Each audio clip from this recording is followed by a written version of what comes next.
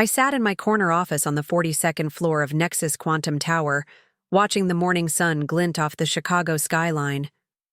Through the panoramic windows, Lake Michigan stretched like a sapphire blanket beneath the emerging daylight. Down below, employees of Vertex Technologies streamed into their gleaming headquarters, swiping access badges and logging into systems that all connected to an AI infrastructure built by the very person they had once dismissed and betrayed: me. Before we jump back in, tell us where you're tuning in from, and if this story touches you, make sure you're subscribed, because tomorrow, I've saved something extra special for you. 5 years ago, I was just another underpaid developer in Vertex's crowded tech department, pitching an algorithm that would change the face of cybersecurity forever. Now, I owned the code that secured their entire digital existence, and not a single one of them knew it.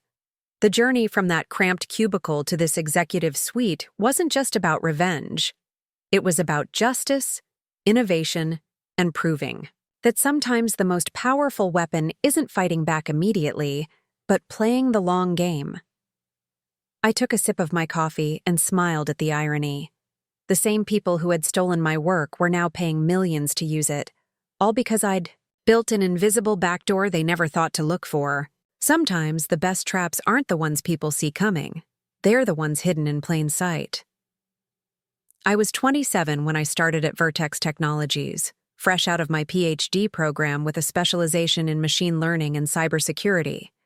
While most of my peers were designing consumer-facing applications or optimizing search algorithms, I was obsessed with something different: an adaptive security system that could learn from attack patterns and evolve faster than human hackers could adapt.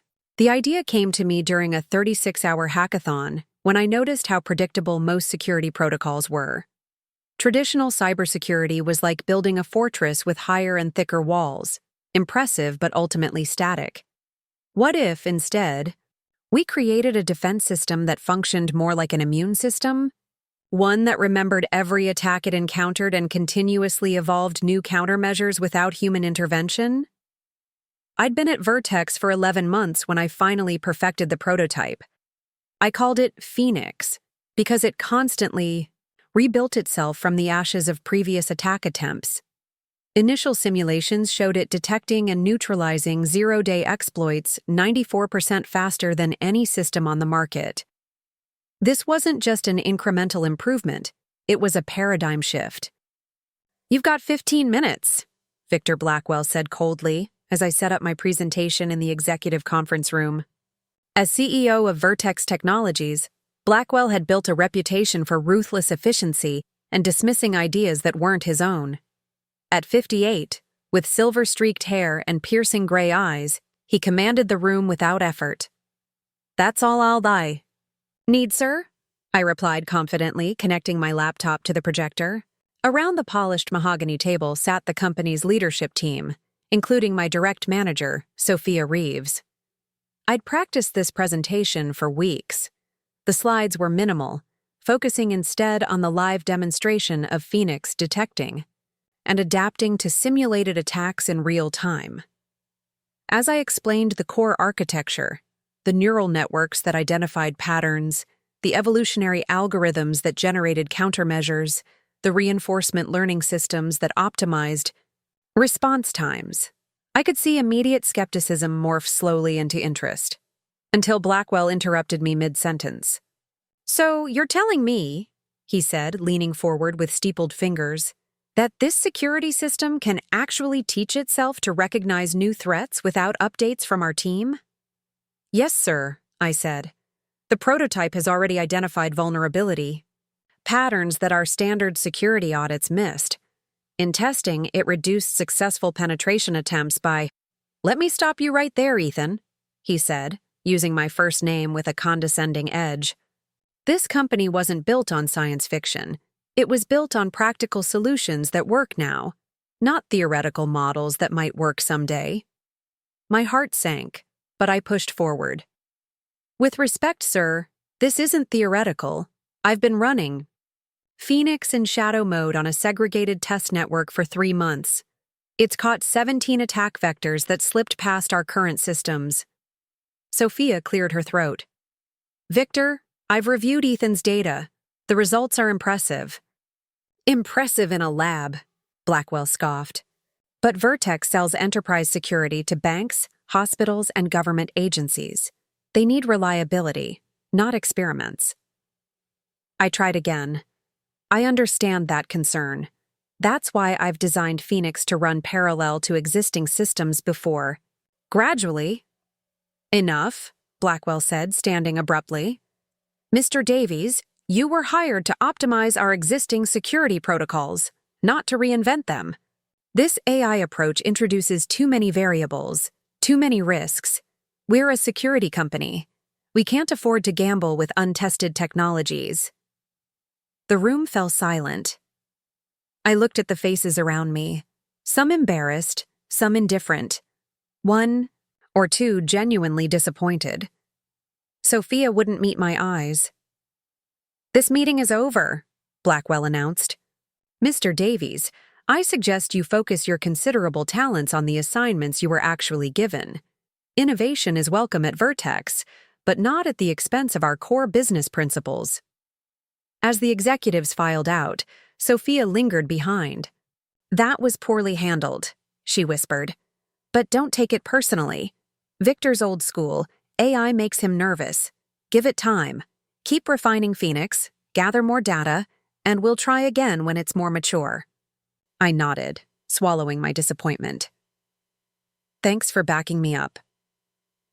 Preparing and narrating this story took us a lot of time, so if you are enjoying it, subscribe to our channel. It means a lot to us. Now back to the story. She smiled. That's my job. I recognize talent when I see it. Send me your latest documentation. I want to understand this better so I can advocate for you more effectively next time. That night, I sent Sophia my complete Phoenix documentation, the architecture, diagrams, the training methodologies, even the proprietary algorithms I'd developed. It felt good to have an ally who recognized the potential of what I'd built. 2 weeks later, I discovered how thoroughly my trust had been misplaced. It was nearly midnight when the notification popped up on my phone, an automated alert from one of my monitoring systems. Someone was accessing the Phoenix repository at an unusual hour. Curious, I remote logged into my workstation to check. What I found made my blood run cold. The entire Phoenix codebase was being systematically copied to a new repository, one I didn't have access to. The user ID performing the operation belonged to Sophia Reeves. I watched in real time as files I'd spent years developing were appropriated without my knowledge or consent. My first instinct was to terminate the process, to protect my work. But then a calmer, more calculating part of my mind took over. Let them take it, a voice inside me whispered. They don't understand what they're stealing. You see, Phoenix had a unique architecture, one that required intimate knowledge of its internal systems to deploy properly. The documentation I'd shared, while comprehensive, deliberately omitted certain critical implementation details. Fail-safes I'd built in to prevent exactly this type of corporate theft. Without those key components, anyone attempting to implement, Phoenix would create a system that appeared functional at first glance, but contained subtle vulnerabilities that would only become apparent over time. It wasn't sabotage. Everything I'd built worked exactly as described. I'd simply left out the protective measures that prevented the system from being exploited by someone who understood its deepest workings. Someone like me. I could have confronted Sophia the next day. I could have gone to HR, filed a complaint about intellectual property theft, or threatened legal action. Instead, I did something far more strategic. I watched and waited. 3 days later, my patience was rewarded when a company-wide email arrived from Victor Blackwell himself. Vertex Technologies is proud to announce a revolutionary breakthrough in cybersecurity. After extensive research and development, our innovation team led by Sophia Reeves has created Sentinel, an adaptive AI security system that learns from attacks in real time and evolves automated countermeasures without human intervention. This proprietary technology will form the cornerstone of Vertex's next-generation security offerings. Attached was a white paper with my diagrams, my methodology, and my algorithms, all with Sophia's name as lead architect and no mention of my contribution. They hadn't even bothered to change the function names in some of the pseudocode examples. That evening, I submitted my resignation letter. It was brief, professional, and gave 2 weeks' notice. I cited personal projects requiring my full attention as the reason for my departure. No accusations, no recriminations, just a clean, amicable separation. Sophia seemed genuinely surprised when I handed her my resignation. "Is this because of Sentinel?" she asked bluntly, at least having the decency not to pretend ignorance. "No," I lied smoothly. "I've been developing some ideas I want to pursue independently. The timing is coincidental." She studied me, uncertainty flashing across her face. "You're very talented, Ethan. There's a place for you on the Sentinel team if you want it." "On your team, you mean?" I replied, keeping my tone light despite the bitterness rising in my throat. "I appreciate the offer, but I've made my decision." "Well, don't be a stranger," she said. "The industry is small. I'm sure our paths will cross again." "I'm counting on it," I replied with a smile that didn't reach my eyes. During my final 2 weeks, I was methodical. I gathered every email, every document, every piece of evidence showing Phoenix had been my creation.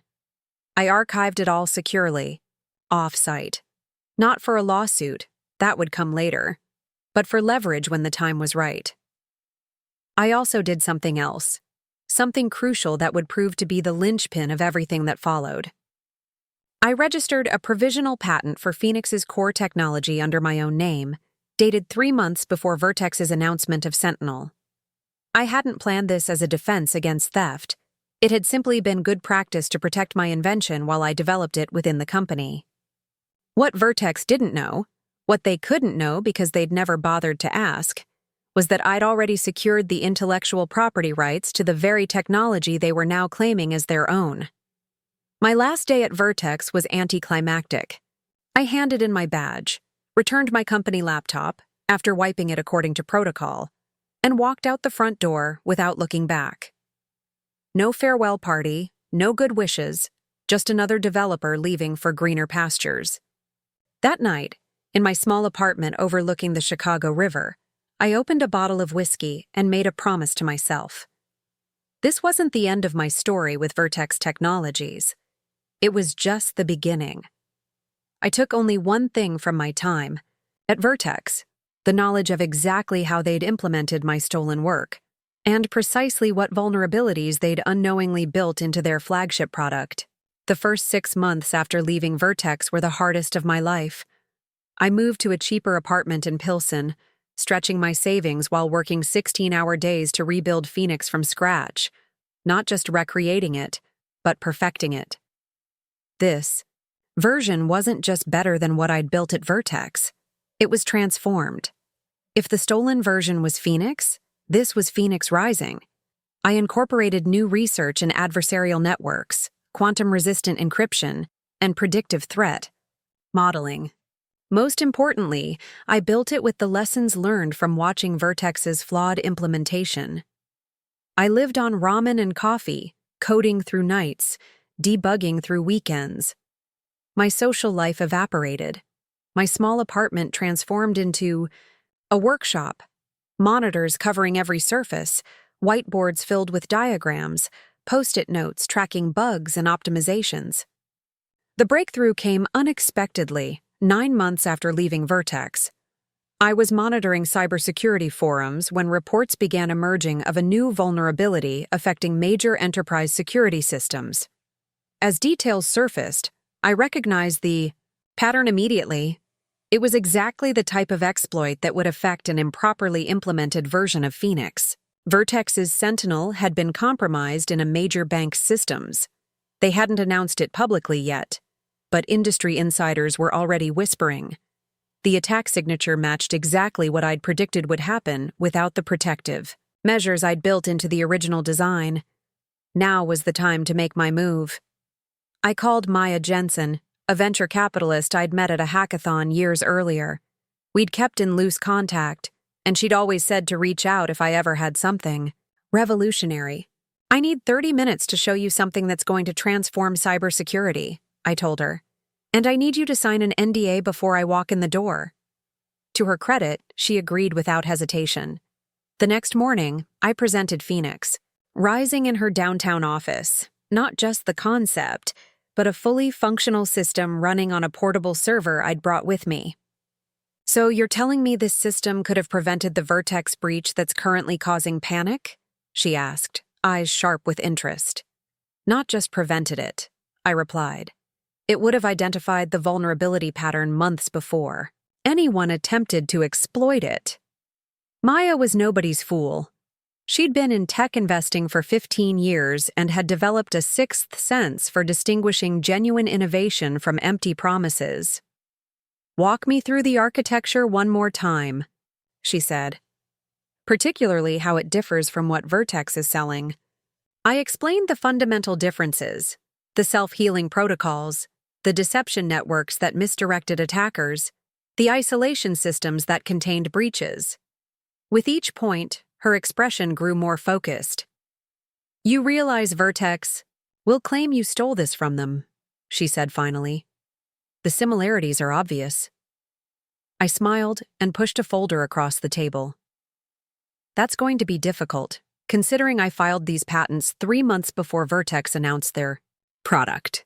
She examined the patent applications, then looked up with new respect. You were expecting them to steal your work. I was hoping they wouldn't, I corrected her, but I was prepared in case they did. Maya leaned back in her chair, a slow smile spreading across her face. How much are you looking for? $8 million for a 25% stake, I said without hesitation, and connections to your network of enterprise security clients. She didn't even blink. Let's start with $5 million for 22%. With performance-based incentives that could reach your target valuation within 18 months. We shook hands 45 minutes later, after hammering out terms that would become the foundation of Quantum Shield Inc. With Maya's backing, things accelerated quickly. We leased office space in Chicago's tech corridor, recruited a small team of elite developers, people I'd worked with before who trusted my vision, and refined Phoenix Rising into a market-ready product. I insisted on a stealth approach. No press releases, no marketing campaigns, no industry conference appearances. We would approach potential clients directly, demonstrate our technology in their environments, and let results speak for themselves. Our first client was Meridian Bank, a regional powerhouse still recovering from a security breach 6 months earlier. Their CISO was skeptical but desperate after traditional solutions had failed them. Show me something I haven't seen before, she challenged during our first meeting. We installed Phoenix Rising on a segmented part of their network and let it run for 2 weeks alongside their existing security. The results were irrefutable. Phoenix detected 17 potential vulnerabilities that their current system missed, including 3 active intrusion attempts that had bypassed all other defenses. Meridian signed a 3-year contract the next day. From there, word spread through CISO networks, the most valuable marketing of all in cybersecurity. Within 6 months, we had 12 enterprise clients. Within a year, we had 47, including 2 Fortune 100 companies. We maintained our low profile deliberately. I operated under my legal name, but kept out of industry publications and events where Vertex executives might make the connection. Our company materials emphasized our innovative technology without mentioning competitors. All the while, I monitored Vertex's Sentinel deployments through industry channels and client intelligence. The reports confirmed what I'd expected. Their implementation was fundamentally flawed in ways they couldn't detect. The system appeared to function properly during standard testing, but under sophisticated attacks, it developed cascading vulnerabilities. Then came the email I'd been both expecting and dreading. Subject: Urgent Security Consultation Request. Dear Mr. Davies, I represent Vertex Technologies, a leading cybersecurity firm currently facing unusual challenges with our proprietary security platform. Your company's reputation for solving complex security issues has come to our attention through several industry colleagues. We would like to engage Quantum Shield for emergency consultation services regarding our Sentinel platform, which is experiencing unexpected behavior in certain enterprise deployments. Time is of the essence, as several major clients are affected. Please contact me at your earliest convenience to discuss terms and confidentiality agreements. Regards, Victor Blackwell, CEO, Vertex Technologies. I read the email 3 times, savoring each desperate word. The message wasn't just a request for help. It was an admission of failure. After nearly 2 years of promoting Sentinel as revolutionary technology, Vertex was watching it collapse in real time, unable to understand why.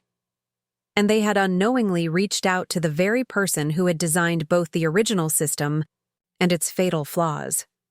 Maya called me within minutes of the email arriving. She'd been copied on it as our investor relations contact. "Tell me you're going to meet with them," she said, barely containing her excitement. "Oh, I will," I replied, looking out my office window at the Vertex headquarters building visible in the distance. "But not immediately. Let them sweat a little first." "You're magnificently ruthless," she laughed. "I admire that. How long will you make them wait?" I considered. 3 days. Long enough for their panic to peak, but not so long that they seek help elsewhere. Those 3 days were among the most satisfying of my professional life. Industry news sites began reporting that Vertex was addressing client concerns about its Sentinel platform. Their stock dropped 8% on the first day, another 6% on the second. By the third day, technology analysts were openly speculating about the company's future if Sentinel, their flagship product, failed to deliver on its promises. Finally, I responded with a brief, professional email agreeing to a consultation meeting. I set one non-negotiable condition. The meeting would take place at Quantum Shield's headquarters, not theirs. The morning of the meeting, I rose early and went through my ritual, a 5-mile run along Lake Michigan, followed by meditation. I needed absolute clarity and control for what was about to happen. I selected my outfit carefully, a tailored charcoal suit that cost more than my monthly salary had been at Vertex. Small details matter in power dynamics, and I wanted every advantage. My assistant's voice came through the intercom precisely at 10 a.m. "Mr. Davies, the Vertex Technologies representatives have arrived." I took a deep breath, centering myself. "Please show them to the main conference room. I'll be there in 5 minutes." Those 5 minutes were deliberate, another small power play, making them wait in my territory. When I finally entered the conference room, the scene was exactly as I'd imagined countless times during the past 2 years. Victor Blackwell sat at the head of the table, a position he'd automatically assumed despite being in someone else's office. Beside him was Sophia Reeves, now listed on the company website as Chief Innovation Officer. 2 other executives I didn't recognize completed their delegation. None of them showed the slightest sign of recognition. "Mr. Davies," Blackwell said, rising to shake my hand. "Thank you for making time for us on such short notice." "Of course," I replied smoothly. "Cybersecurity emergencies wait for no one." We exchanged pleasantries for a few minutes, meaningless small talk that established nothing except that Blackwell was unaccustomed to being the supplicant in any meeting. Finally, he cleared his throat and shifted to business. "As I mentioned, in my email, we're experiencing some anomalies with our security platform," he began, choosing his words carefully. "Sentinel, correct?" I asked innocently. A flicker of surprise crossed his face. "You're familiar with our product?" I make it my business to know the major platforms in our industry, I replied. Your marketing materials describe it as an adaptive AI security system that learns from attacks in real time and evolves automated countermeasures without human intervention.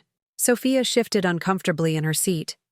I had quoted the white paper verbatim, her white paper, with my words. That's correct, Blackwell confirmed. Sentinel has been our flagship enterprise solution for nearly 2 years. Until recently, it performed exceptionally well in all deployments. And now? I prompted. Blackwell glanced at Sophia, who took over the explanation. Over the past 3 months, we've observed increasingly concerning behavior patterns, she explained.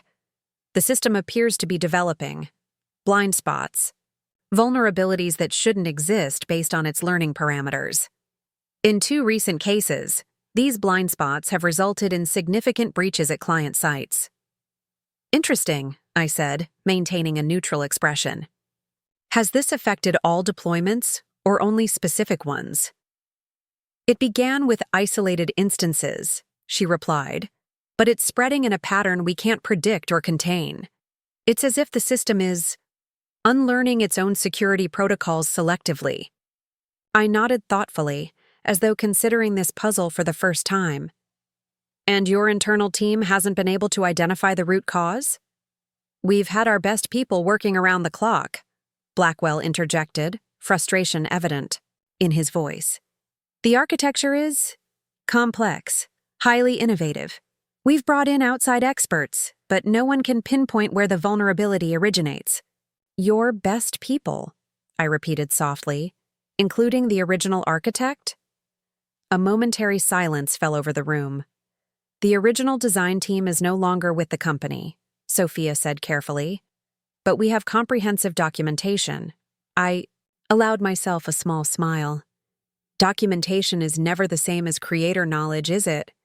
Systems this sophisticated often contain nuances that aren't captured in even the most detailed documentation. Blackwell leaned forward, desperation beginning to show through his executive veneer. Mr. Davies, we're prepared to offer shield a substantial consulting fee to help us resolve this situation. Name your price. The moment had finally arrived, the culmination of 2 years of patience and preparation.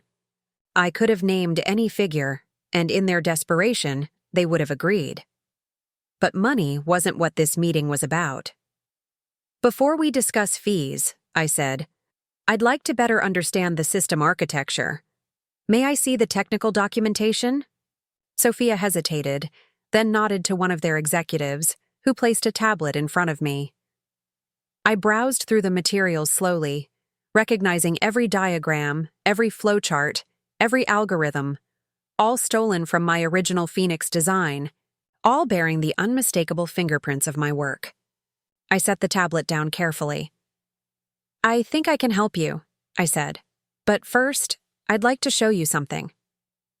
I pressed a button on the conference room console, and the wall screen illuminated with a document, my original Phoenix presentation. From 2 years ago, with my name clearly displayed as the creator, the effect was immediate and dramatic. Sophia went pale.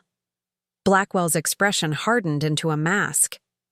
The other executives looked confused, glancing between me and their leaders, sensing something significant, but not understanding what.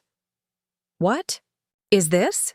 Blackwell demanded, though his tone suggested he already knew. This, I said calmly, is the original presentation for what you now call Sentinel. Created by me, Ethan Davies, when I worked as a systems engineer at Vertex Technologies 2 years ago. The same presentation you dismissed as science fiction, before it mysteriously became your flagship product under a different name. I tapped the console again, bringing up my patent filings. And these are the patents I filed 3 months before Sentinel was announced. Patents that cover every core aspect of the technology you're currently using. The room fell into stunned silence. You're claiming we stole your work? Blackwell finally managed, attempting indignation but achieving only anxiety. I'm not claiming anything, I replied. I'm stating facts supported by extensive documentation, timestamps, and patent filings. Facts that would be of great interest to your clients, your board, and possibly federal regulators. Sophia found her voice at last. This is absurd. You left Vertex years ago. You couldn't possibly— I left after you stole my work, I corrected her. And now you're discovering what happens when you implement complex systems without understanding their fundamental architecture. Understanding dawned on Blackwell's face. The vulnerabilities, they're not random. No, I confirmed. They're inevitable in any implementation that lacks certain protective measures. Measures not included in the documentation you stole. You sabotaged it, Sophia accused. I shook my head. I did nothing of the sort. Phoenix, the real system, my system, works exactly as designed when properly implemented. What you built is an incomplete copy missing critical components. The fact that those components weren't in the documents you appropriated without my consent is not sabotage. It's simply the consequence of theft. Blackwell's face had turned an alarming shade of red. This is corporate blackmail. We'll sue you into oblivion. Will you? I asked mildly. Let's consider how that would play out. Discovery would reveal that Vertex appropriated intellectual property developed by an employee who had already filed patents independently. Your marketing materials quote my original documentation verbatim in some sections, and multiple clients have experienced security breaches directly attributable to flaws in your implementation. Do you really want that narrative in court? In the press? The fight visibly drained from Blackwell. He was a bully, but he wasn't stupid. He could see the checkmate taking shape. What do you want? He asked flatly. Now came the moment I'd planned for since the day I'd walked out of Vertex's doors. I hadn't sought revenge. I'd sought justice, vindication, and ultimately, triumph. What I want, I said, is to solve the actual problem. Sentinel is compromising the security of dozens of major corporations. That affects real people whose data and privacy are at risk. I slid a folder across the table. This contains a proposal for Quantum Shield to acquire Vertex Technologies. The terms are fair. Current market value despite your stock decline, retention packages for valuable employees, and a transition plan that will protect your clients from further exposure. Blackwell stared at the folder as if it might burst into flames. You can't seriously expect us to sell you our company. Not me, I corrected. Quantum Shield. And yes, I do expect exactly that.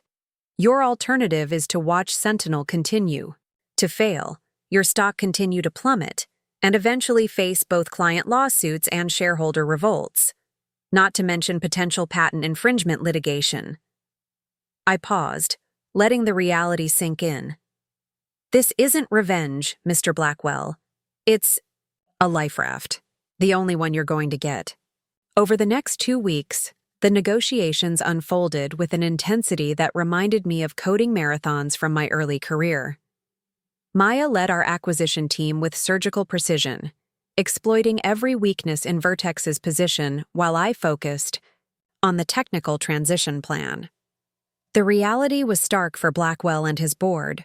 With their stock in freefall and clients threatening to jump ship, our offer was the only viable path forward. They've agreed to all primary terms, Maya announced during our late-night strategy session, sliding the latest contract draft across my desk. Full acquisition at 82% of pre-crisis valuation, structured retention for Tier 1 technical staff, and Blackwell steps down immediately upon closing. I scanned the documents, still processing the magnitude of what we were accomplishing. And Sophia Reeves? Maya's expression hardened slightly. No executive retention package. She can apply for a standard position if she wishes, subject to standard evaluation. I nodded, satisfaction washing over me. Not from cruelty, but from symmetry, the universe balancing its equations. The acquisition announcement hit the financial press on a Tuesday morning. The headlines were everything we could have hoped for. Cybersecurity upstart Quantum Shield acquires struggling giant Vertex in surprise move. Phoenix Rising, how Quantum Shield emerged from obscurity to dominate enterprise security. Vertex. Stock surges 26% on acquisition news as markets respond to stability plan. That last one was particularly sweet. Our intervention had actually increased Vertex's value, demonstrating that this wasn't corporate revenge, but sound business strategy. We weren't destroying, we were salvaging and rebuilding. The day we took formal control of Vertex's downtown headquarters was surreal. I walked through the lobby I'd once swiped into as a mid-level engineer, now as the CEO of the parent company. Employees watched with undisguised curiosity as I toured the building with the transition team, wondering who this young executive was and what changes would follow. Many recognized me only later, when my all-hands email included a small photo. The message was direct but reassuring. Some of you may remember me from my time as a systems engineer here 2 years ago. Others are meeting me for the first time. What matters isn't our past but our future. Sentinel will be transitioned to Phoenix architecture over the next 6 months, strengthening the security promise we make to clients. Every employee will be evaluated based on current contribution, innovative thinking, and collaborative spirit, the values that should have defined this company from the beginning. The integration process was intense but revelatory. We discovered brilliant engineers buried in Vertex's hierarchy, people whose ideas had been consistently overlooked by management that rewarded conformity over innovation. We promoted them, funded their projects, and watched creativity blossom across departments that had been stagnant for years. Conversely, we identified the sycophants and idea thieves who'd risen under Blackwell's regime. Those who built careers on claiming others' work. We didn't fire them immediately. We simply placed them in positions where original thinking was required and documented their struggles. Many resigned when faced with actual performance expectations. Others adapted, discovering capabilities they hadn't known they possessed when finally held to objective standards. Sophia Reeves surprised me by not leaving immediately. She requested a meeting 3 days after the acquisition closed. I agreed, curious what she could possibly want to say. She entered my office, formerly Blackwell's, with the stiff dignity of someone walking to execution. Gone was the polished executive confidence, replaced by the wariness of someone who finally understood her vulnerable position. "Thank you for seeing me," she began formally. "Of course," I replied, gesturing to the chair across from my desk. "What can I do for you?" She sat rigidly, hands clasped in her lap. I wanted to explain. About Phoenix, about what happened. I leaned back, genuinely interested in what justification she might offer. "I'm listening." "After your presentation, to Blackwell, I genuinely believed in what you'd created," she said, her voice controlled but strained. "I advocated for your project internally, tried to get other executives to see its potential, but Blackwell was adamant. He wanted it buried." I remained silent, letting her continue. Then he approached me privately, said if I could repackage the core concepts, make them seem less radical, more incremental, he'd green-light the project under my leadership. She paused, swallowing visibly. I told myself I was saving your work, that implementing a modified version was better than letting it die completely. "And removing my name from it? Taking full credit?" I asked quietly. That was Blackwell's condition. He didn't want any connection to the junior engineer whose ideas he'd publicly dismissed. I told myself you'd still be recognized eventually, brought into the project once it proved successful. I studied her face, searching for sincerity or manipulation. "But you never reached out. Not even after I left." She looked down. By then, the narrative was established. I became trapped in the lie, watching it grow bigger with every press release, every client presentation. The more successful Sentinel became, the more impossible it seemed to correct the record. Until Sentinel began to fail, I noted. Until you realized something was missing. She nodded slowly. The system worked initially, but over time, it developed blind spots that shouldn't have been possible. Components that should have been self-correcting began to degrade instead. We couldn't understand why. Because you implemented the architecture without understanding the protective measures built into the original design, I explained. Phoenix isn't just about identifying threats. It's about ensuring the identification system itself remains incorruptible. Without those safeguards, the very learning mechanisms that make it powerful eventually create exploitable patterns.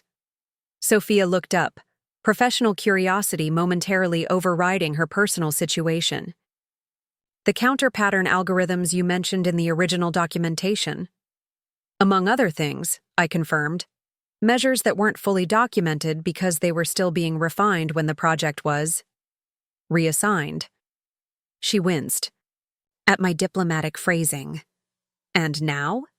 What happens to me?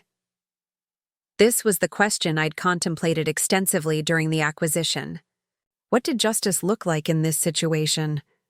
Firing her would be satisfying but simplistic. I wanted something more meaningful, both for her and for the company culture we were rebuilding.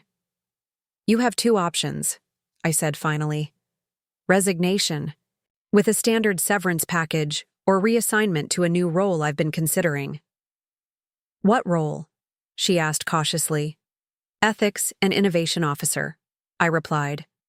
Responsible for creating systems that recognize, protect, and properly attribute intellectual contributions within the company, ensuring that what happened to me never happens to another employee under our watch. Her expression registered shock, then comprehension. You want me to build guardrails against the very thing I participated in. Who better? I countered. You understand exactly how and why innovation theft happens in corporate environments. You've seen how it damages not just individuals, but ultimately the company itself. And you think I can be trusted with this? Trust will be earned over time, I said honestly.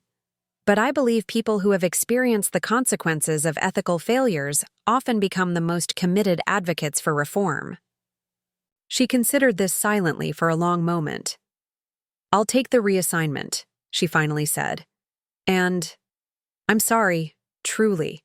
What we did was inexcusable. Prove that with actions going forward, I replied. The apology is noted. The changes you help implement will matter more. After she left, Maya appeared in my doorway, having waited discreetly during the meeting. That was unexpected, she observed. Most people in your position would have fired her on the spot.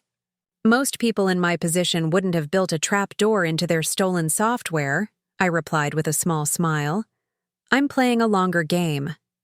Rehabilitation over retribution, she mused. Bold strategy. It's not just about second chances, I explained. It's about transforming the culture that enabled the theft in the first place. Sophia becoming the champion for ethical innovation creates a more powerful narrative than her simply disappearing. Maya nodded thoughtfully. You're not just rebuilding the company, you're redefining its fundamental values. Exactly. Anyone can acquire a competitor. We're doing something more ambitious. We're healing a broken system. The ensuing months proved the wisdom of this approach. Sophia, motivated by a complex mixture of guilt, redemption-seeking, and professional pride, developed comprehensive innovation attribution protocols that became industry-leading practices. Her first-hand experience with innovation theft made her unexpectedly effective at identifying and closing the cultural and procedural loopholes that enabled such behavior. Meanwhile, the technical integration proceeded better than even our optimistic projections. Phoenix's architecture, properly implemented across Vertex's client base, eliminated the vulnerabilities that had plagued Sentinel. Security breaches dropped to near zero. Client confidence returned, then grew beyond previous levels as our enhanced system outperformed all competitors. 8 months after the acquisition, we rebranded the combined entity as Quantum Phoenix, acknowledging both companies' contributions while signaling the evolutionary leap forward in our technology. The new name represented not just technical integration, but philosophical transformation. Death and rebirth, failure transformed into something stronger. The morning of our rebrand launch, I stood at the window of my office, watching employees arrive at the building now bearing the new Quantum Phoenix logo. Among them were faces I recognized from my early days at Vertex. Engineers who had once glanced past me in hallways now proud to be part of something revolutionary. There were also new faces, talented people attracted by our growing reputation for both technical excellence and ethical innovation. My phone buzzed with a message from Maya. Check the market. We're up 12% already. Wall Street loves the rebrand. And the new security metrics. I smiled, setting the phone aside. The financial validation was gratifying, but it wasn't what drove me. What mattered was building something that would outlast any individual, a company culture that protected and nurtured innovation rather than exploiting it. Later that day, I gave my first major press conference as the public face of Quantum Phoenix. Journalists peppered me with questions about our meteoric rise, the acquisition strategy, and my background. There are rumors, one technology reporter said, that you actually created the core technology behind Vertex's Sentinel system before founding Quantum Shield. Can you address those claims? A hush fell over the room. This was the question many had speculated about, but few had asked directly. I could feel Maya tensing beside me, wondering how I would navigate this potential minefield. Innovation is rarely a straight line, I replied carefully. The technology now called Phoenix evolved through multiple iterations and contributions. What matters isn't where ideas originated, but how we protect and develop them going forward. The reporter persisted. So you're not confirming that Vertex appropriated your work? I smiled. I'm confirming that Quantum Phoenix now represents the proper implementation of security architecture that benefits our clients and the broader digital ecosystem. The journey that brought us here is less important than the destination we've reached and the path ahead. It wasn't the soundbite they wanted, but it was the message that served our mission. This wasn't about personal vindication anymore. It was about systemic change. After the press conference, my team gathered in the executive briefing room to review coverage and next steps. The energy was electric. People who believed in what we were building and how we were building it. That was masterfully handled, Maya observed as the others filed out. You could have exposed Vertex's theft publicly. Many would have. To what end? I asked. We've already won the battle that matters. Phoenix is recognized as the gold standard in adaptive security. The people who tried to bury it now work for us. And most importantly, we've created an environment where the next innovative idea won't be stolen. It will be nurtured and properly attributed. She studied me with newfound respect. You know, when we first partnered, I thought your driver was revenge. Brilliantly executed revenge, but revenge nonetheless. I'm realizing now it was something else entirely. Justice, I clarified. But not just personal justice, systemic correction, breaking the cycle. You've created quite a legacy, she said.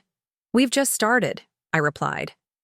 That evening, I returned to my office after everyone had left. The building was quiet, the city lights twinkling beyond the windows where I'd once imagined this moment during my darkest days. I opened my laptop and pulled up a folder I rarely accessed, my original Phoenix design documents from before Vertex had stolen them. The code was elegant, but clearly early stage compared to what we'd built since then. Looking at it reminded me of something essential. Even if my work had never been stolen, Phoenix would have evolved significantly through iteration and collaboration. The theft had been wrong, but the journey it precipitated had led to something greater than my original. Vision.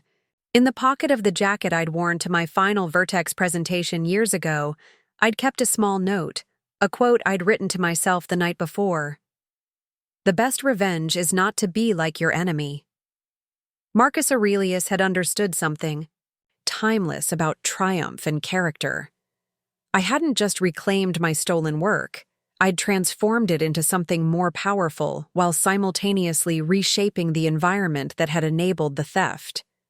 This wasn't about winning against Blackwell or Sophia. It was about creating victory for innovation itself. The next morning, I implemented a new company policy. Quantum Phoenix would allocate 15% of technical staff time to personal innovation projects, with clear attribution and reward structures for ideas that advanced our mission. We called it the Phoenix Protocol, a systematic approach to nurturing the creative sparks that large organizations often inadvertently extinguish. Within 6 months, this program had generated 17 patent applications and 3 entirely new product concepts. Engineers who had once kept their best ideas hidden for fear of theft now proudly presented them in open forums, knowing their contributions would be recognized and rewarded. One particularly promising project came from an unlikely source, a junior developer who'd been at Vertex during my time there but had never spoken up in meetings. Her name was Zoe, and she'd developed an elegant approach to quantum-resistant encryption that complemented Phoenix's architecture perfectly. "Why didn't you ever mention this before?" I asked after her impressive presentation to the Innovation Committee. She smiled shyly. "In the old Vertex, ideas from junior staff weren't exactly welcomed. I watched what happened with your project and decided to keep mine to myself until the environment changed." Her words struck me profoundly. How many brilliant innovations had been lost to toxic cultures? How many world-changing ideas remained unspoken because the people who conceived them didn't feel safe sharing them? This realization catalyzed my next major initiative. Beyond securing our clients' systems, Quantum Phoenix would secure the future of innovation itself. We established the Phoenix Innovation Foundation, an independent nonprofit that provided grants and legal support to developers and engineers whose work had been misappropriated by employers. At the Foundation's launch gala, I finally told my full story publicly.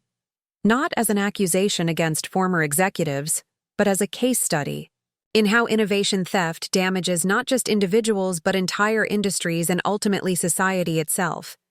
The response was overwhelming. Within days, hundreds of similar stories emerged, many from employees at major tech companies who had experienced versions of what had happened to me. More importantly, companies began proactively reviewing their innovation attribution practices. Several announced new policies explicitly designed to prevent the scenarios our foundation highlighted. Change was happening not through lawsuits or public shaming, but through systemic awareness and correction. 2 years after acquiring Vertex, Quantum Phoenix had grown from a security specialist into a comprehensive digital infrastructure provider. Our core Phoenix technology had evolved into an ecosystem of integrated solutions, each building on our fundamental approach to adaptive security and resilience. We'd also acquired 3 additional companies, not distressed assets like Vertex, had been, but complementary innovators who shared our values and wanted to scale their impact. In each case, we maintained clear attribution of the founding team's contributions and integrated their perspectives into our leadership. The technology landscape had shifted dramatically in response to our approach. Competitors who had once operated on Blackwell's model, appropriating ideas from subordinates, prioritizing credit over innovation, found themselves struggling to attract and retain top talent.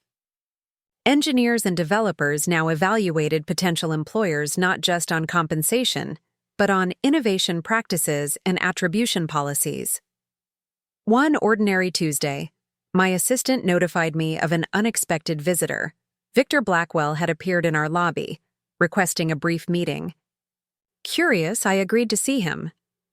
He entered my office a changed man from the imperious executive who had dismissed my ideas years earlier.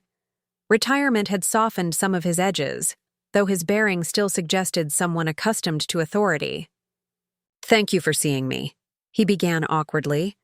"I've been following your company's progress. It's impressive." "Thank you," I replied simply. "What brings you here today?" He hesitated, seemingly struggling with words that didn't come naturally. "I owe you an apology," he finally said.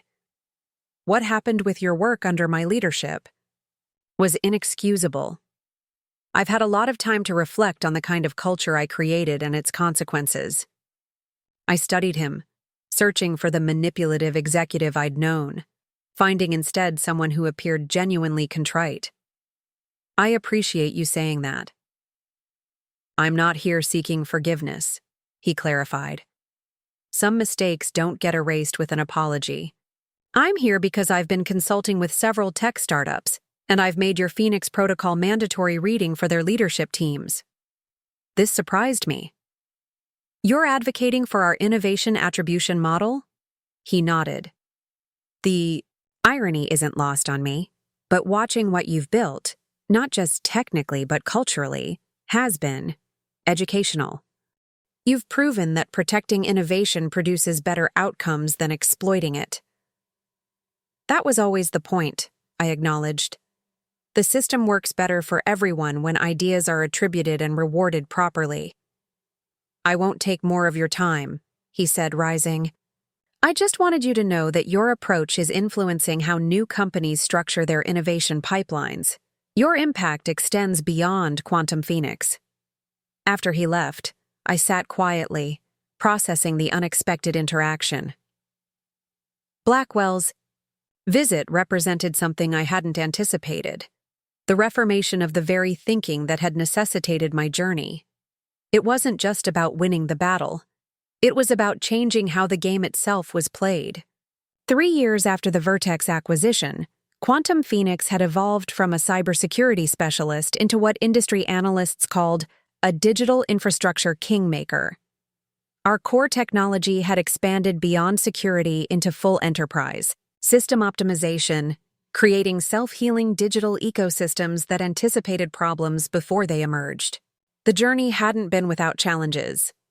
As we scaled, maintaining our core values required constant vigilance. With over 3,000 employees across 4 continents, preserving the culture of innovation attribution and ethical development demanded systems, not just intentions. I found myself increasingly focused on this challenge: how to institutionalize values so they survived beyond any individual leader.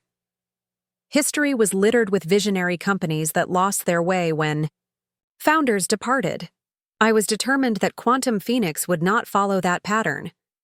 "The Future-Proofing Initiative launches next month," I announced to our executive leadership team, gathered in our rooftop garden conference space. The living walls of plants purified the air while solar-capturing windows generated power. Small reminders that innovative thinking could transform even physical spaces. "Each department will undergo a values stress test," I continued. "Outside consultants posing as new hires will present ethical dilemmas designed to reveal whether our attribution and collaboration frameworks function even when no one's watching." Sophia Reeves, still with us as Chief Ethics Officer after her remarkable transformation from idea thief to attribution evangelist, nodded approvingly. "We should fail some of these tests initially," she added. "If we don't identify weaknesses, we're not testing rigorously enough." "Agreed," Maya replied. "Perfect scores would mean our scenarios aren't challenging enough." What none of us anticipated was how this initiative would reveal not weakness, but unexpected strength. In 17 of 19 test scenarios, employees at all levels refused to participate in attribution-obscuring behaviors, even when they believed doing so would benefit their careers. More impressively, many reported the suspicious requests up the management chain, triggering intervention protocols we'd established. The company wasn't just complying with ethical innovation practices. It had internalized them as foundational: identity, The culture had taken on life beyond policy manuals and training sessions. This revelation coincided with a pivotal moment in my leadership journey. Maya approached me after the test results review, a thoughtful expression on her face. "Walk with me," she suggested, gesturing toward the rooftop garden path. When we were alone among the greenery, she turned to me directly. "Have you considered your next horizon?" "What do you mean?" I asked, though I suspected what was coming. "Quantum Phoenix has achieved everything you set out to accomplish," she said. "The company embodies your values. The technology revolutionized the industry. The acquisition that began as reclaiming stolen work has transformed into something much greater." She paused.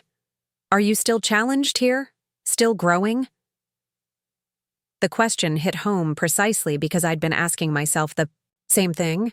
My days were increasingly filled with maintaining rather than building, preserving rather than creating. Success had brought stability, but also a certain predictability. "You think I should move on," I stated, realizing the truth even as I said it. "I think you're a builder, not a maintainer," she replied carefully. "And I wonder if staying too long might actually limit both your growth and the company's." That conversation planted a seed that germinated over subsequent months. I began quietly working with our board on succession planning, identifying internal leaders who could carry forward our mission while bringing fresh perspective. The answer emerged unexpectedly during a global security conference in Singapore. I was scheduled to deliver the keynote address on attribution economics, how recognizing innovation creates market advantages. Before taking the stage, I ducked into a smaller session titled Quantum Security in Developing Regions. The speaker was Dr. Amara Okafor, a brilliant security researcher who had implemented a modified version of Phoenix architecture to protect digital banking systems in rural African communities. Her adaptations were ingenious, optimizing our resource-intensive system to run on limited infrastructure while maintaining core security principles. More impressive than the technical achievements was her vision, using secure digital infrastructure to enable economic development in regions traditionally excluded from global technology advances. Where others saw limitation, she saw opportunity. Where conventional thinking saw barriers, she engineered pathways. I introduced myself after her presentation, expecting to offer mentorship or resources. Instead, I found myself learning from her approach to deploying technology in challenging environments. "The principles of your system are sound," she explained as we discussed her modifications. "But the implementation assumptions reflect environments of abundance, reliable power, consistent connectivity, accessible technical support. I've adapted it for environments of constraint where those assumptions don't hold." "You've essentially created a new branch of the architecture," I observed, increasingly impressed. "Necessity-driven innovation," she smiled. "When you can't rely on conventional resources, you discover capabilities in the core technology that might otherwise remain unexplored." That conversation stretched from minutes to hours, continuing through dinner and into the evening.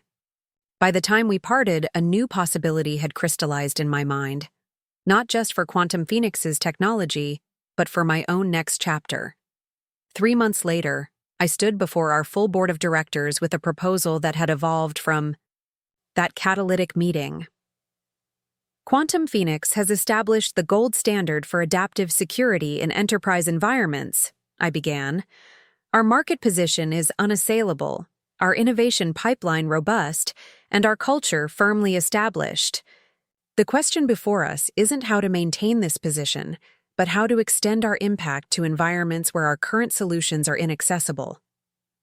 I outlined my vision for Horizon Initiative, a new division focused on adapting our core technologies for emerging markets, rural communities, and resource-constrained environments.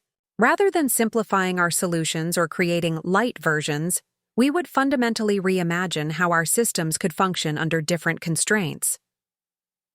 Dr. Amara Okafor would lead technical development, I continued, bringing her unparalleled experience in adapting advanced systems for challenging environments. And I would step down as CEO of Quantum Phoenix to lead this initiative personally. The proposal generated intense discussion. Some board members saw it as an unnecessary risk. Why divert resources from our proven market? Others recognized the vast, untapped potential in regions traditionally considered too difficult to serve profitably. Maya, always my strongest ally, cut through the debate with characteristic incisiveness. This isn't just about market expansion, she stated. It's about mission expansion. If secure digital infrastructure is truly transformative, then limiting it to well-resourced environments contradicts our fundamental purpose. After 3 hours of deliberation, the board approved the proposal with one significant modification. Horizon would be established not as a division, but as a separate company under the Quantum Phoenix umbrella, with independent funding and governance. This structure would provide the freedom to pursue radical innovation while maintaining connection to our core capabilities and values. The transition unfolded over 6 months. I worked closely with my successor, Zoe Chen, the once quiet junior developer whose quantum encryption work had flourished under our attribution system. She had grown into a formidable technical leader who embodied our cultural values while bringing fresh perspective to our future direction. My final all-hands meeting as CEO was an emotional milestone. Looking out at faces both familiar and new, I reflected on the journey from stolen code to industry transformation. 5 years ago, I stood in a conference room watching my work being dismissed, then stolen, I began. Today, I stand before a company built on the principle that innovation thrives through attribution, not appropriation. That recognition creates value, not diminishes it. That ethical practice isn't just morally right, but strategically advantageous. I paused, taking in the community we'd built together. Quantum Phoenix was never about reclaiming what was taken from me. It was about creating what should have existed all along, an environment where brilliant ideas are recognized regardless of organizational rank, where innovation is protected rather than exploited, where technology serves human flourishing rather than merely corporate profit. The standing ovation that followed wasn't for me personally, I realized, but for the vision we had collectively brought to life. No individual could have created this transformation alone. It required a community committed to a different way of building technology and organizations. The launch of Horizon Initiative brought me full circle in unexpected ways. We established headquarters not in a gleaming downtown skyscraper, but in a repurposed industrial building on Chicago's South Side, an area hungry for economic revitalization.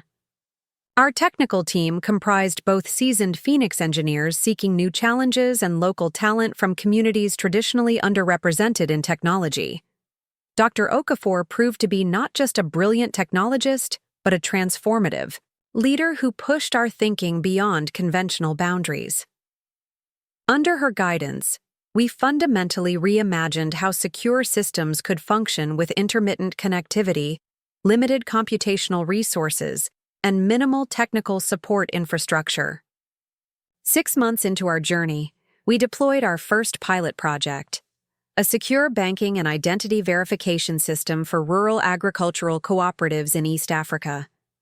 The system operated on minimal local hardware, synchronized during brief connectivity windows, and provided robust security without requiring constant updates or specialized technical support.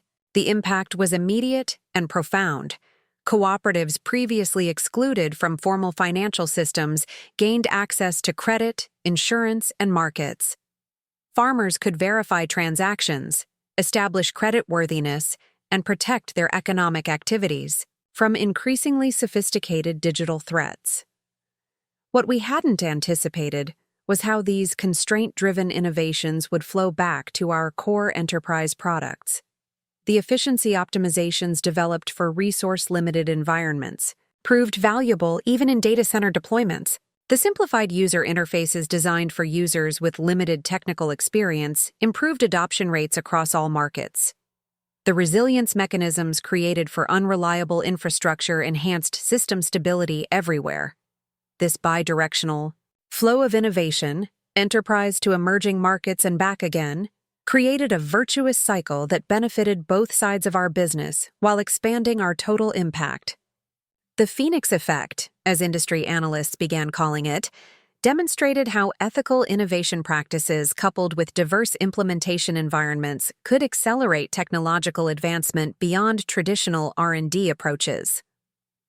1 year into Horizon's operations, I received an unexpected message. The National Technology Council, an advisory body to the federal government on technology policy, was seeking nominations for a newly created position focused on ethical innovation frameworks. Several industry leaders had put forward my name based on the transformation we'd achieved at Quantum Phoenix. The role would involve developing policy recommendations for protecting and attributing innovation in corporate environments, creating accountability systems that prevented exploitation while encouraging open collaboration. It represented an opportunity to scale our approach beyond individual companies to the national innovation ecosystem. After careful consideration and discussion with Maya and Dr. Okafor, I accepted the nomination. Horizon had established its foundation and trajectory with capable leadership ready to advance our mission. This new role offered the chance to influence the structural conditions that had enabled my own experience of innovation theft to change the rules of the game rather than just excelling within them. The confirmation process proved surprisingly straightforward. My story of having work stolen, then building a transformative company based on ethical innovation practices, resonated across political divides. The council vote was unanimous, a rarity in the typically contentious technology policy space. My first major initiative was the Innovation Attribution Framework, a voluntary certification program for companies that implemented specific practices to protect and properly credit innovative work. The framework included concrete standards for documenting ideation processes, compensating intellectual contributions regardless of job title, and implementing attribution-protecting workflows. To my surprise, Vertex's former parent company was among the first major corporations to seek certification. Their CEO explained the decision frankly. We lost valuable talent for years because of practices that discouraged innovation sharing. The cost to our competitive position was immeasurable. This framework gives us a structured path to reform. Within 2 years, over 300 companies had adopted the framework, with measurable improvements in innovation output, talent retention, and even stock performance. The data was compelling. Ethical attribution practices correlated strongly with market success across multiple indicators. This growing body of evidence led to my most ambitious project yet, working with lawmakers to strengthen legal protections for employee innovations. The existing system heavily favored employers, often allowing them to claim ownership of ideas even when developed outside work hours or beyond job responsibilities. The proposed Innovation Fairness Act created more balanced ownership structures, guaranteeing attribution rights regardless of employment status, and establishing more nuanced frameworks for shared economic benefits when employee innovations created significant value. The legislative battle was fierce. Major industry associations initially opposed any changes to existing intellectual property frameworks. But as more companies discovered the benefits of ethical attribution practices, the coalition supporting reform grew stronger. Individual stories of innovation theft, including my own, helped humanize the issue for lawmakers who might otherwise have seen it as an abstract policy dispute. After 18 months of testimony, negotiation, and public advocacy, a modified version of the act passed with bipartisan support. While not as comprehensive as the original proposal, it established important new protections and created a foundation for future reforms. Throughout this period of public service, I maintained my connection to Horizon and Quantum Phoenix, serving on both boards and providing strategic guidance. the companies continued to thrive, with Horizon expanding to 15 countries and Quantum Phoenix maintaining its position as the industry leader in adaptive security. More gratifying than their commercial success was watching how they influenced broader industry practices. The attribution protocols we'd pioneered had become standard practice across the technology sector. The idea that innovation thrived through recognition rather than appropriation was now conventional wisdom rather than radical thinking. 5 years after my unexpected journey into policy work, I found myself increasingly drawn back to hands-on innovation. The systemic changes we'd advocated were taking root, creating space for me to return to direct technology development. The catalyst came from an unexpected quarter. A coalition of community development organizations approached Horizon about adapting our secure infrastructure for a different purpose, protecting local knowledge systems from exploitation. Indigenous communities, small-scale farmers, and traditional artisans around the world were losing control of their intellectual and cultural heritage through unattributed appropriation. This challenge resonated deeply with my own experience. The fundamental injustice of having creation separated from creator, of value being extracted without recognition or compensation. The technical problems were different, but the ethical principles were identical. I stepped down from the Technology Council to lead this new initiative personally, bringing together teams from both Quantum Phoenix and Horizon to develop what we called heritage shields, technical and legal frameworks that documented and protected community-based innovation without restricting beneficial sharing.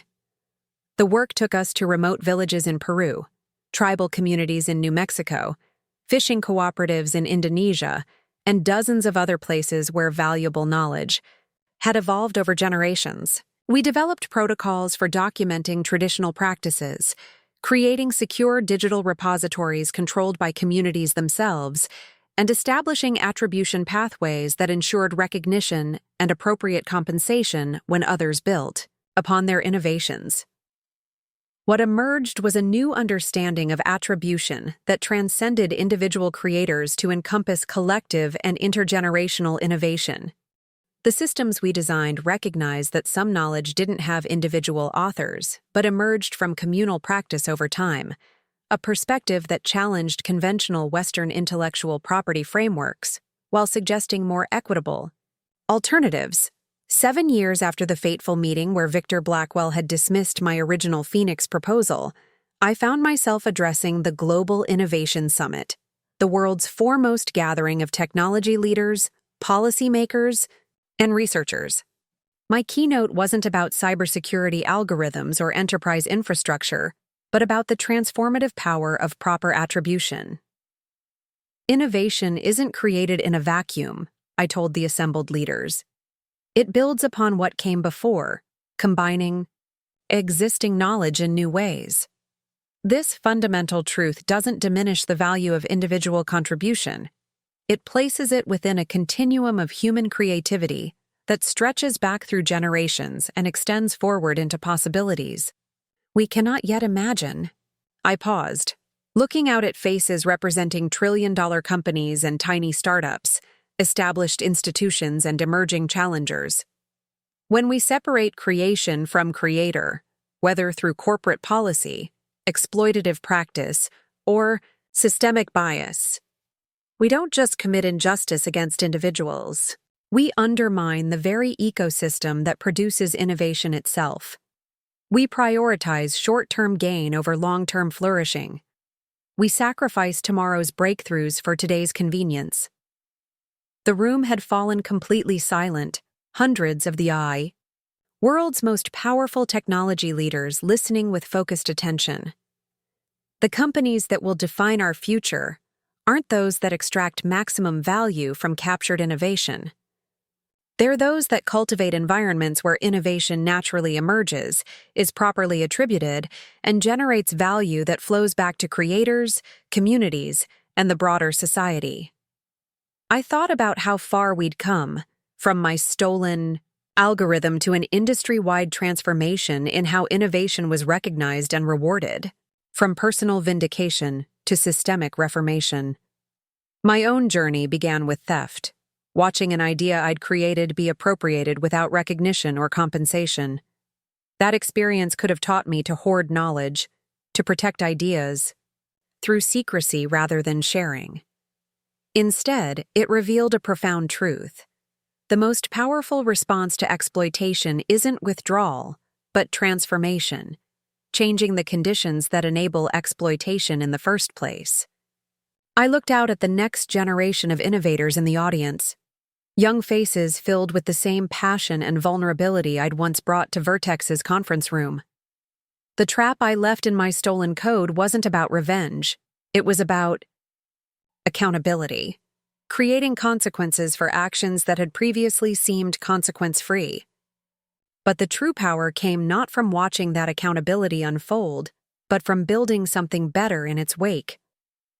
As I concluded my address, I realized how the narrative had evolved. What had begun as a personal story of injustice overcome had become something larger, a case study in how ethical practice could transform not just individual careers, but entire industries and innovation ecosystems. The standing ovation that followed wasn't for me alone. It was for everyone who had contributed to this shift in how we understood and practiced innovation, from the engineers at Quantum Phoenix to the policymakers who had championed legislative reform, from the indigenous communities protecting their heritage to the corporate leaders who had embraced attribution frameworks despite short-term costs. Later that evening, at a reception overlooking the city skyline, a young developer approached me somewhat hesitantly. "Your story changed how I think about my own work," she said. "I was about to leave the industry after watching my contributions be repeatedly claimed by others. Instead, I found a company that had adopted your attribution framework. The difference is transformative." "What are you working on now?" I asked. She brightened immediately, launching into an explanation of a breakthrough approach to distributed identity verification. Exactly the kind of innovation that might never have emerged had she abandoned the field. As I listened to her enthusiasm, I thought about the thousands of similar innovations that now had the opportunity to flourish. Not because of any particular technology I'd created, but because of the systems and culture we'd collectively built to protect and nurture innovation itself. 10 years after that fateful meeting where my ideas were dismissed then stolen, I stood on the observation deck of the Altair Center for Innovation, a gleaming structure of transparent photovoltaic glass and living materials that served as both headquarters for our foundation and a physical manifestation of our philosophy. The building generated more energy than it consumed, purified surrounding air, and featured attribution plaques recognizing every individual who had contributed to its design and construction, from the renowned architect who conceived its overall form to the apprentice electricians who had installed its advanced systems. Below, the Chicago skyline spread out in all directions, including the building that had once housed Vertex Technologies, now repurposed as an incubator for startups founded by employees whose innovations had been previously sidelined or appropriated. Life had come full circle in ways I could never have imagined when I'd walked out of those doors with nothing but my code and determination. "Reflecting on the journey?" Maya asked, joining me at the railing. After all these years, she remained my closest advisor and friend, her sharp business acumen now focused on our foundation's investment strategies. "Just appreciating the view," I replied with a smile. "We've built something magnificent, haven't we? And I don't just mean the building."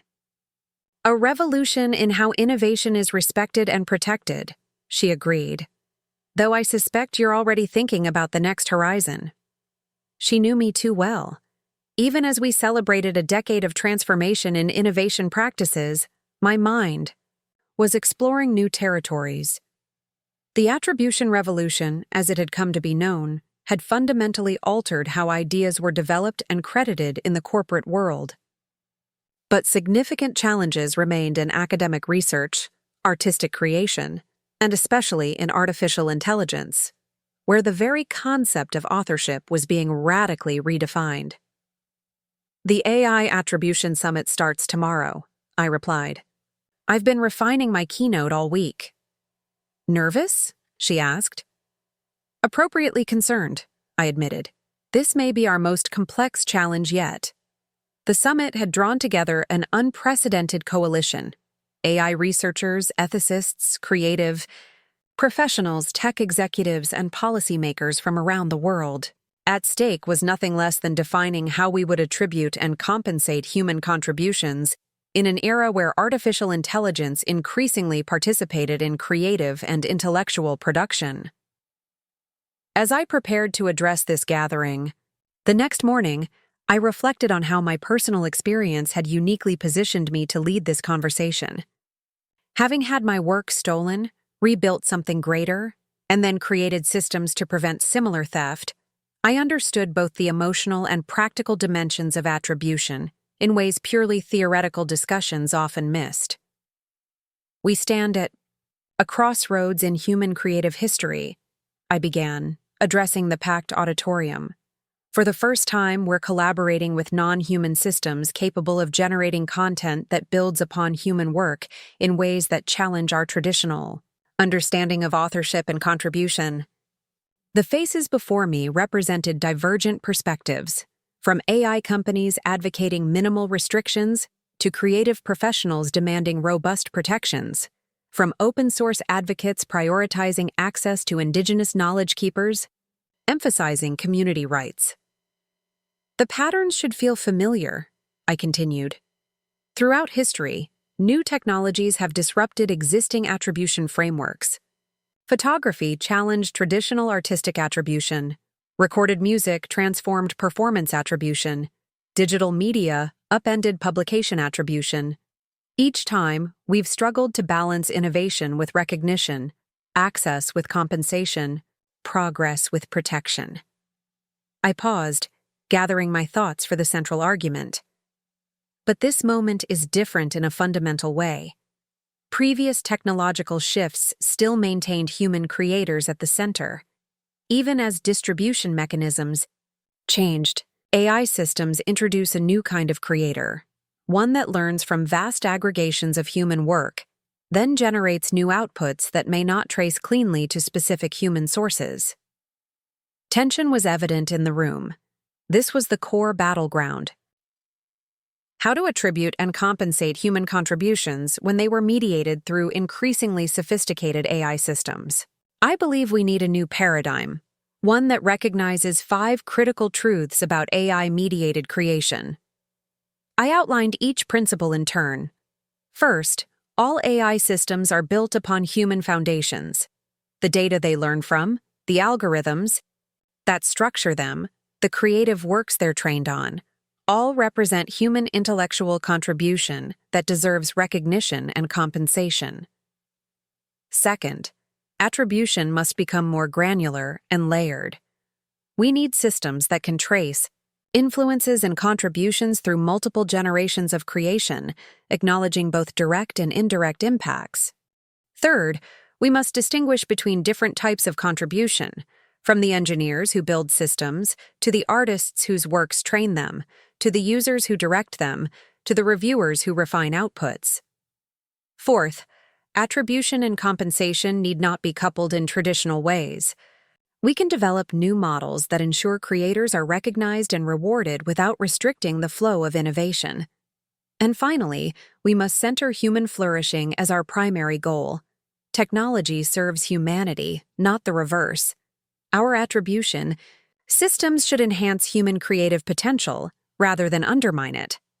As I elaborated on each principle, I could see both resistance and recognition across the room. These ideas challenged entrenched positions from all sides, requiring AI companies to acknowledge their debt to human creators, asking creative professionals to embrace new collaborative models, pushing lawmakers to develop more sophisticated regulatory frameworks. I'm not offering simple solutions, I acknowledged. What I'm proposing is a collaborative process to develop attribution systems as sophisticated and adaptive as the AI technologies themselves. Over the next 3 days, we'll break into working groups focused on different sectors and use cases. each developing concrete proposals for attribution mechanisms that honor human contribution while enabling AI-assisted innovation. The summit that followed was intense and productive beyond my expectations. Initial skepticism gave way to genuine collaboration as participants discovered shared interests beneath surface disagreements. Technical experts worked alongside ethicists to design attribution architectures that could trace influences through complex creative processes. AI companies engaged directly with creative professionals to develop compensation models that rewarded human contribution without stifling technological development. By the final day, we had produced the Adaptive Attribution Framework, a technical and ethical blueprint for acknowledging human contribution in AI-mediated creation. More than just principles, it included open-source technical standards for tracking attribution metadata, model legal agreements that balanced creator rights with innovation needs, and policy recommendations for governing bodies worldwide. As the summit concluded, Dr. Elena Vasquez, a leading AI researcher who had initially been skeptical of our approach, pulled me aside. When I arrived, I thought this was an attempt to impose outdated attribution models on new technology, she admitted.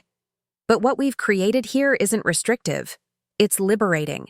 By explicitly acknowledging human contribution, we actually enable more ambitious collaboration between humans and AI systems.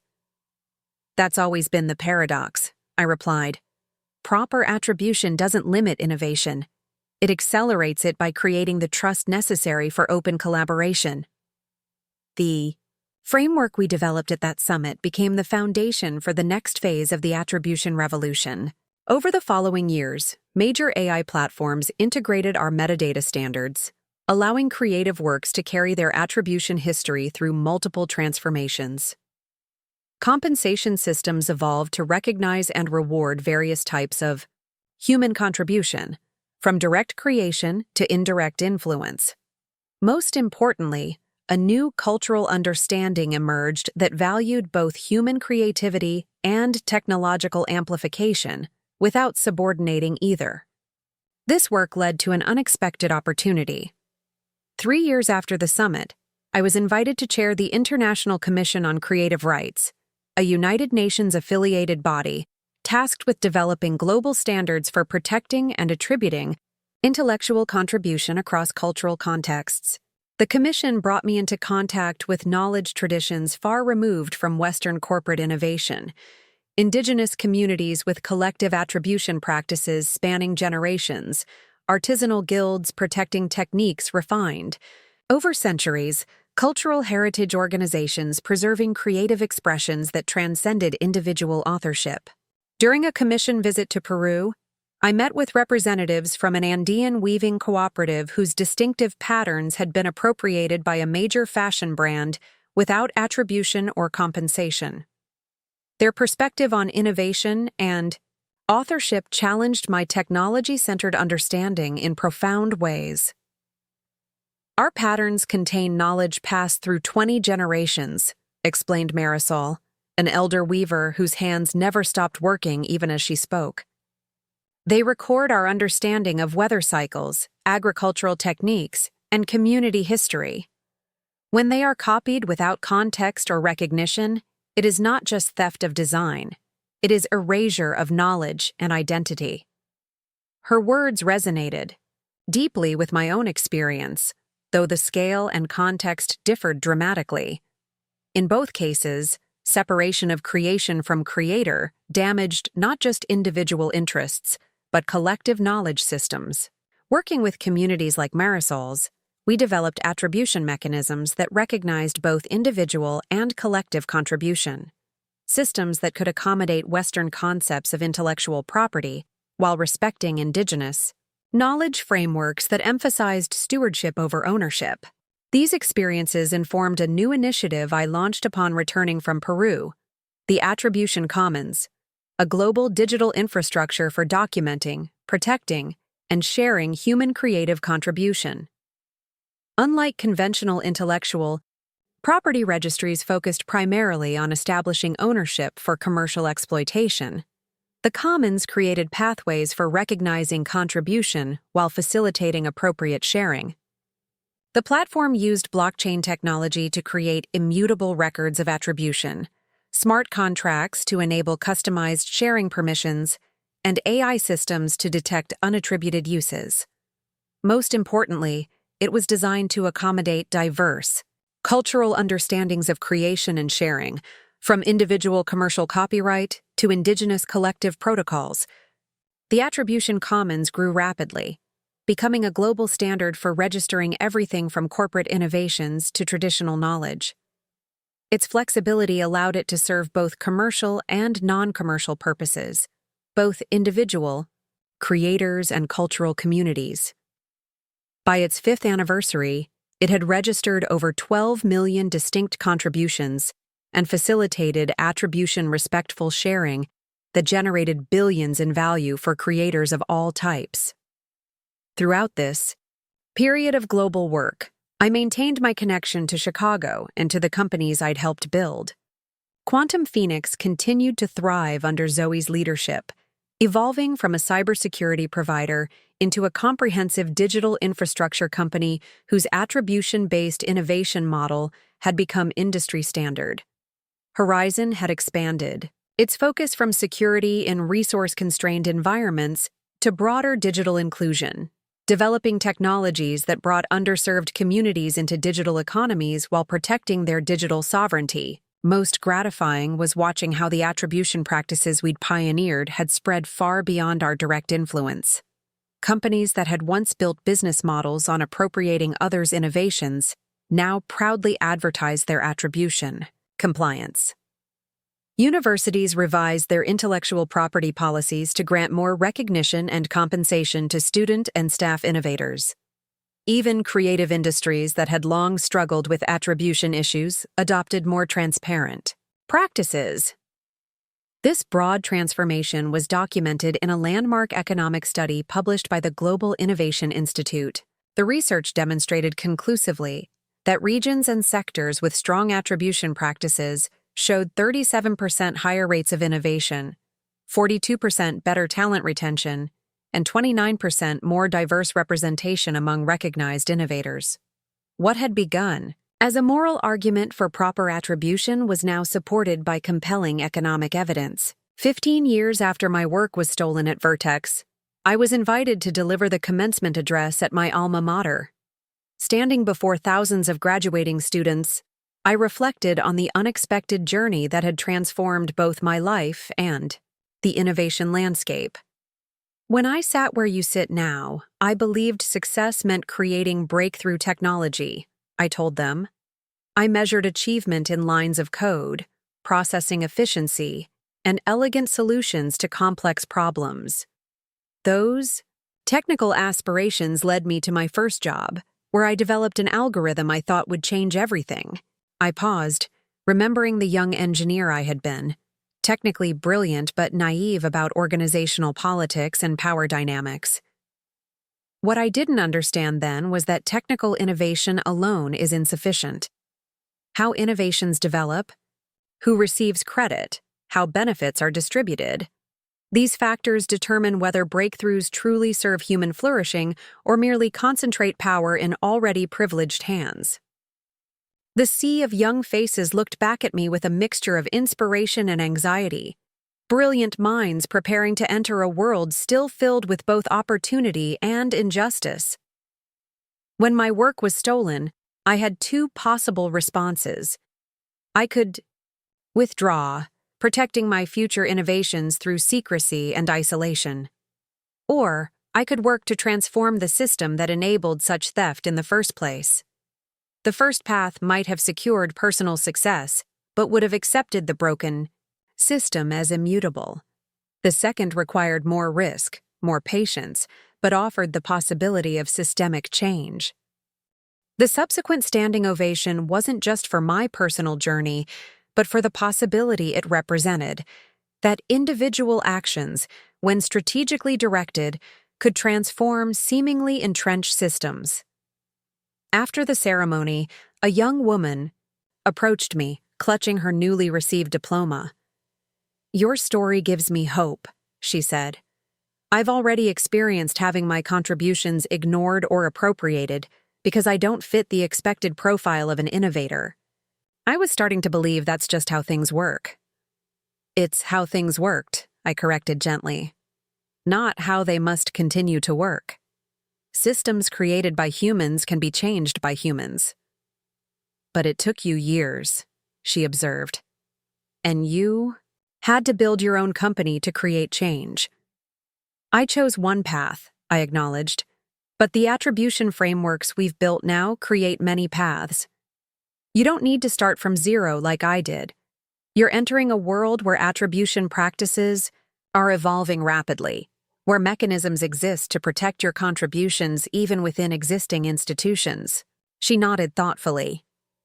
"I'm developing an algorithmic approach to identify bias in medical diagnostic systems. My advisor has already tried to minimize my contribution because it challenges his previous work. Register it in the attribution commons," I suggested. "Document your development process. Find allies who understand the value of your work. The systems aren't perfect yet, but the tools exist now to protect your innovation in ways that weren't available when I started." That conversation stayed with me, reminding me that despite all our progress, the work remained incomplete. Individual stories of appropriation still emerged regularly, particularly affecting innovators from underrepresented groups. Institutional resistance persisted in sectors where hierarchical authority remained entrenched. Global implementation of attribution frameworks varied widely, with some regions embracing them fully, while others maintained outdated practices that enabled exploitation. These realizations led to my current focus, what I consider the third phase of the attribution revolution. After establishing basic attribution principles in corporate environments and developing more sophisticated frameworks for complex collaborative contexts, the challenge now is universal implementation, ensuring that every creator, regardless of background, status, or location, has access to attribution protection. The Universal Attribution Initiative, launched last year in partnership with major global institutions, focuses on three primary strategies. First, education, developing curriculum materials that teach attribution principles from elementary school through professional education, helping create a cultural expectation that contribution will be recognized and respected. Second, access, providing free, user-friendly tools that allow anyone to document and register their creative contributions, regardless of technical sophistication or institutional affiliation. Third, accountability, creating transparent, reporting mechanisms that identify systematic attribution failures and apply meaningful pressure for reform. The initiative has already shown promising results. In regions where we've implemented comprehensive education programs, reporting of attribution violations has increased initially as awareness grows, then declined significantly as practices improve. Access tools have enabled independent creators from around the world to protect innovations that previously would have been vulnerable to appropriation. Accountability measures have motivated institutional reforms in sectors from academia to entertainment to corporate research. As I reflect on this journey, from having my work stolen to helping build global systems that protect creative contribution, I'm struck by how profoundly my understanding of success has evolved. What began as personal vindication transformed into systemic reformation, with each stage revealing new possibilities for how innovation could be structured to serve human flourishing. The stolen algorithm that started this journey has long since been superseded by more advanced technologies. Vertex Technologies exists now only in business history books as a case study in failed innovation management. Even Quantum Phoenix, though still thriving, has evolved far beyond its original focus.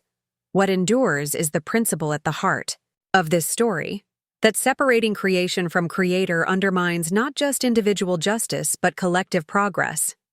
That recognizing contribution isn't merely fair, but fundamentally more effective for advancing human knowledge and creativity. 20 years ago, sitting in my cramped apartment after discovering my stolen work, I made a choice that defined everything that followed. Rather than seeking revenge, I sought reformation. Rather than accepting injustice as inevitable, I worked to create systems that made it increasingly impossible. That choice, to respond to theft with creation rather than destruction, transformed a moment of personal setback into a catalyst for systemic change. It converted anger into purposeful action, disappointment into determination. If you've stayed with me through this story, I hope you recognize your own potential to make similar choices. Whether you've experienced the pain of having your contributions dismissed, appropriated, or marginalized, or whether you're in a position to prevent such experiences for others, you have agency to shape the attribution systems that govern our collective creative future. The revolution we've built together demonstrates that ethical practice and effective innovation aren't competing values, but complementary forces. That recognizing contribution creates environments where more significant contribution becomes possible. That justice and progress reinforce rather than oppose each other. When I think about that junior engineer I once was, nervously pitching my algorithm to dismissive executives, I wish I could tell him what his journey would become. That the rejection and theft he experienced would ultimately lead to something far greater than the original innovation. That his greatest creation wouldn't be the algorithm itself, but the attribution systems that would transform how innovation happens worldwide. If you're standing at a similar crossroads, facing resistance, dismissal, or appropriation of your contributions, remember that such moments can be endings or beginnings. Your response in these pivotal moments matters not just for your individual journey, but for the systems we collectively create. Build attribution into everything you touch. Document your contributions. Acknowledge those who influence your work. Support others facing attribution challenges. Join the growing global community committed to recognition as a foundation for innovation. This isn't just about getting credit. It's about creating environments where brilliant ideas can emerge from anyone, where diverse perspectives are valued, where collaboration happens on foundations of trust rather than exploitation. The AI trap I left in my stolen code opened the door to this journey. But the true transformation came not from that moment of accountability, but from what we built in its wake. A world where innovation thrives through recognition rather than appropriation, where creation and creator remain connected through webs of proper attribution, where the future of human creativity unfolds with justice at its core. Your contributions matter. Your recognition of others' contributions matters. Together, we're creating attribution systems that will shape innovation for generations to come, ensuring that brilliant ideas flourish regardless of where they originate, that diverse voices are heard and respected, that human creativity continues its remarkable journey with fairness as its guide. The most powerful code we've written isn't in any algorithm or platform. It's in the cultural and institutional DNA that now recognizes attribution as essential rather than optional. This is a code that can't be stolen because it's openly shared. It can't be controlled because it belongs to everyone. And it can't be erased because it's embedded in how we understand creation itself. This is our collective legacy, not just mine, but everyone who has contributed to the attribution revolution. And like all meaningful legacies, its greatest impact lies not in what we've already accomplished, but in what others will build upon the foundation we've laid. The work continues. The story evolves. The future awaits the contributions that only you can make. Contributions that, thanks to the systems we've built together, will now be recognized, respected, and rewarded as they deserve to be. Up next, you've got 2 more standout stories. Right on your screen. If this one hit the mark, you won't want to pass these up. Just click and check them out. And don't forget to subscribe and turn on the notification bell so you don't miss any upload from us.